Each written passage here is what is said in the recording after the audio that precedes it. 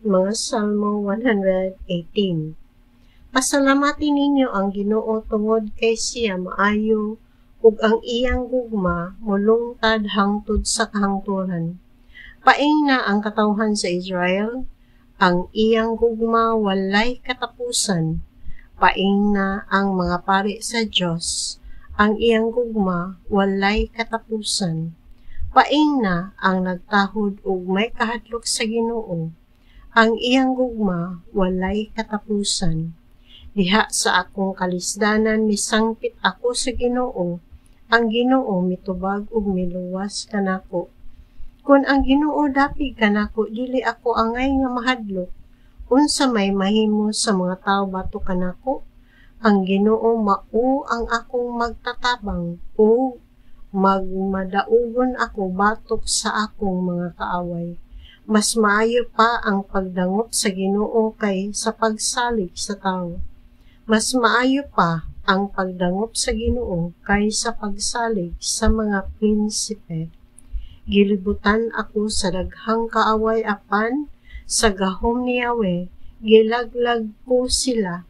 Gilibutan ako nila apan pinaagi sa gahom ni Yahweh, gibuntog ko sila. Gilibutan ako nila sama sa mga putyukan, sama sa nagdilaab nga sagbot. Ang ilang kainit dali rang mawala, ug pinaagi sa gahom ni Yahweh, gibuntog ko sila. Giatake ako nila pag-ayo ug hapit na ako mapukan apan gitabangan ako sa Ginoo. Ang Ginoo maoy naghatag kanako gahom ug kalig-on, siya ang akong manluluwas. Pamatia ang mga awit sa kadaugan diha sa mga tolda sa katawan sa Dios. Ang gahom sa Ginoo mao'y naghimo niini, ug mao'y naghatag kanatog kadaugan diha sa panggubatan. Dili pa ako mamatay, magpabilin akong buhi aron pagmantala sa mga buhat sa Ginoo. Gikastigo ako pag-ayo sa Ginoo apan wala ako niya itugyan sa kamatayon.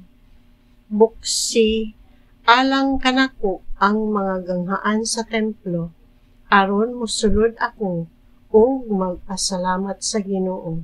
Kini ang ganghaan sa Ginoo, ang matarong lamang ang makasulod niini. Pasalamatan ko ikaw kay gitubag ug giluwas mo ako.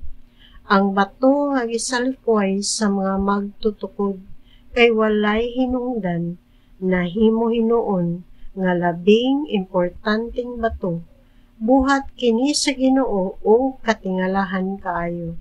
Mao kini ang adlaw nga hinumduman nato ang pagluwas sa Ginoo kanato. Maglipay o magmaya kita niini. Luwasa intawon kami o Ginoo, hatagi intawon kami kalampusan. Bulahan ang mianhi sa ngalan sa Ginoo, gipanalanginan kamo namo dinhi sa templo sa Ginoo.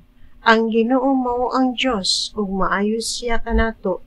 Pagdala kamog mga sanga sa kahoy ug sugdi ninyo ang kasaulugan. Pagmartsa kamo libot sa halaran.